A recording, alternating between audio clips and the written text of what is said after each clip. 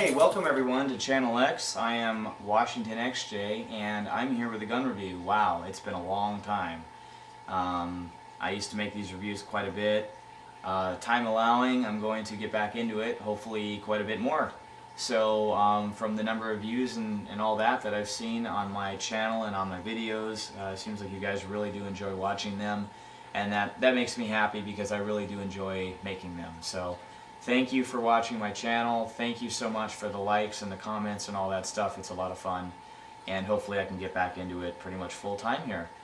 So today I'm going to bring you a review of my newest purchase. It's a 1911 and it's manufactured by Metro Arms.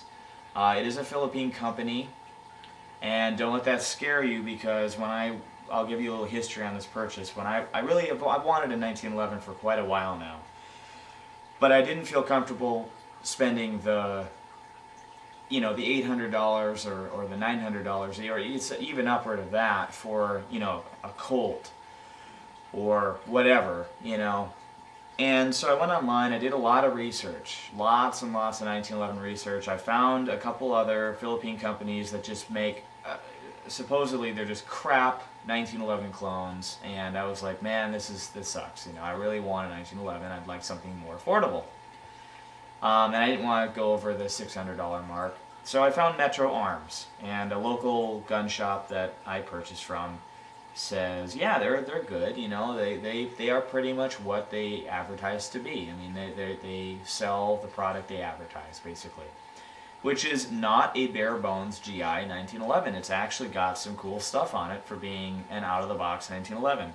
And of course, being a 1911, there's endless amounts of modifications you can make to these things. You can basically just go hog wild and spend a lot more money on mods if you want. For me, maybe down the road, I don't know, but for right now I just wanted a 1911 because, I've always wanted a 1911. As a gun owner, it's kind of like, I think you should own one. It's like American Pride, basically, and it's your, good meat and potatoes, solid steel, or, well, solid metal, I guess it's steel, construction, not this polymer frame stuff. It's a heavy weapon. It's quality. The fit and finish on a good 1911 is bar none, I think, the coolest. So anyway, went to the, like I said, went to the shop, and I've shot 1911s before, and found Metro Arms. So anyway, this is the American Classic 2. I'll go ahead and show you just from out of the box the way it looks, basically from the factory. The case is pretty shit, but whatever. Owner's manual, not specific to the 1911 American Classic 2. It does have Commander-related stuff in there, so, but whatever. Shell casing from the factory, gun lock, whatever. Then the original grips, I'll show you those in a minute. Safety checked already, but I'll go ahead and do it on the camera, of course. Keep it in frame here. I feel like I'm out of it with making these videos. It's been a while. I'm going to be a paranoid SOB and cover up my serial number. Hope you guys don't mind. Anyway. So magazine is in, safety check is empty. Oops, rookie. ACT magazine 8 rounds plus 1 in the chamber, so 8 plus 1. ACT magazine's okay. I've heard some complaints about them, minor. These are the original checkered wood grips that come with it. They're okay. They're not bad, but I wanted something a little bit different. I didn't want the wood on this weapon, at least not right now. So we'll go ahead and put those over there. I ended up picking up, let's see, what is the company that makes them? Strike Industries. They're golf ball dimple style grips. They are thicker. I have pretty big hands, or I guess whatever. And they're a little bit thicker. They're actually a little bit, I'd say, on the big side even for me, but whatever. They work. They look great. They're semi-gloss. They're not super flashy. They really pull this weapon together, in my opinion. The only thing is, if you do buy these grips, Strike Industry grips, at least for this 1911, with I believe this is what they actually call an extended safety. I'm pretty sure it is an extended lever. It does strike the top of this grip, so it takes 2 minutes. And you could file this grip down just a little bit. You can even file it down more if you want, but I made it look pretty flush, and it the safety functions perfectly now. So that's the only little thing about that, but whatever. Magazine's okay. I've heard a few complaints about the feeding. If you do buy a 1911, they are really super finicky on the magazine they use. I think they're probably one of the most finicky weapons out there for magazines that it uses, at least in the handgun era, that is. So, ACT magazines are not known to be real good quality. Whatever, it's what came with.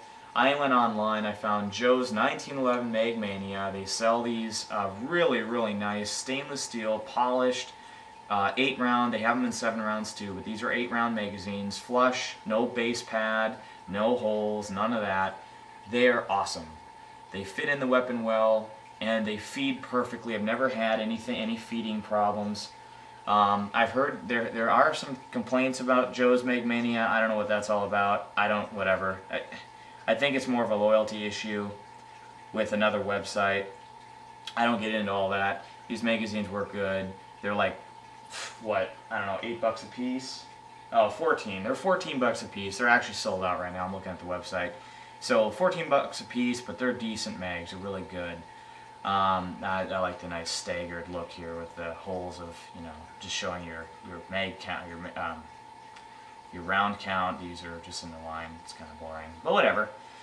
So those mags work good. The ACT mag works okay for me too. Anyway, to the weapon. Skeletonized trigger. I do believe it's a lighter weight trigger. We've got, they say it's an extended mag release. I'm not sure it really is on mine. Maybe the button is out further than some. I don't know. That's the only thing about this weapon is, for me, it's a little bit difficult to get around with my big thumb to get that. I mean, I can depress it, but I can't depress it all the way sometimes. I have to roll the weapon a little bit in my hand. Not a big deal. Double serrations, front and rear. I don't believe all GIs have this. Actually, I want to say some GIs don't, or most GIs don't, especially the front.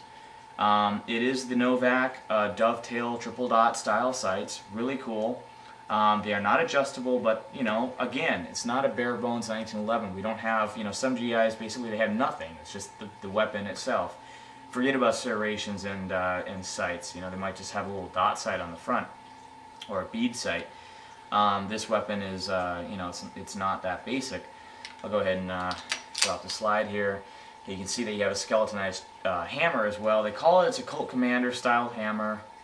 And 1911. There we go. Drop the hammer.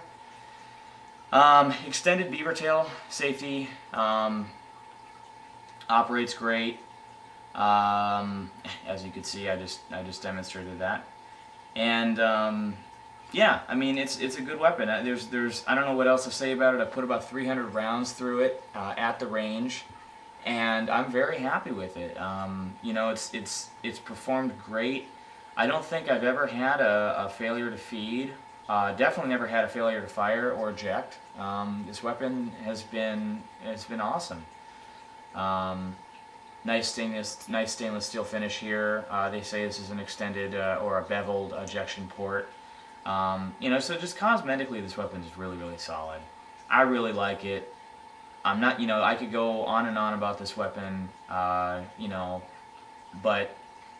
it is what it is. It's a quality 1911, I think. I walked out the door with this for about $5.50, and I can't complain about that at all. Especially now where I live, where everything is a little bit inflated anyway. I do believe these used to be, in the 400 to 450 range, but whatever. Those are not the times we live in anymore. This weapon does date back to about 2008, I believe. That's when Metro Arms really kind of went on the market with this weapon. So, it's been around about 4 years. A few other things about it. It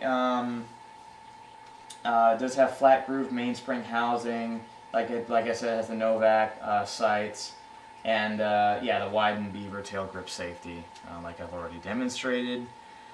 Yeah, I mean that's about it. Full 5-inch barrel. It is heavy. Well, heavy is all relative. It's heavier than your polymer framed weapon.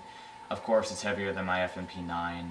But I knew that going into this. It's a 1911, after all.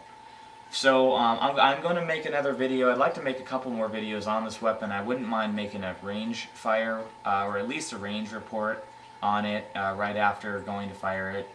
If I think of anything I don't think of right now, I'll talk about it in that video. And I am also going to make another video for a complete takedown and disassembly of a 1911, because it is not like the takedown of other sidearms that I've used before. I can take down the F&P 9 in like 30 seconds. You know, this is going to be much more involved. There's more pieces to this. It's much more finicky when it comes to reassembling it. So, and also one thing that I've noticed about this weapon is it's very important to keep this weapon sloppy wet. What I mean is just don't go light on the oil when you're reassembling it. Make sure you're using your gun lubrication or whatever you're using, and because if you don't, it's going to make reassembly more difficult.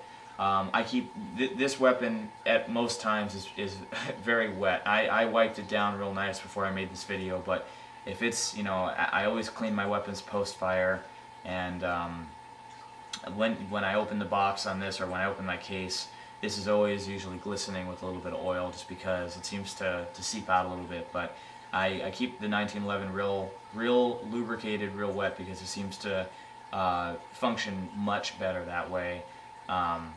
But even without that, I mean, the slide functions great. It cycles amazing.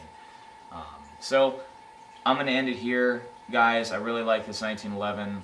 I do have experience with 1911s. I have fired, you know, Colts and all that. But for the money, I really don't think you can go wrong with this. And you can continue and modify these pretty much however your heart desires. So I'm going to end it there. Thanks a lot for watching, guys. Thank you for liking my other videos. Please watch them if you haven't watched them already. I am going to be making some changes to the channel, and I'm going to be making more videos, so stay tuned. Thanks for watching, guys.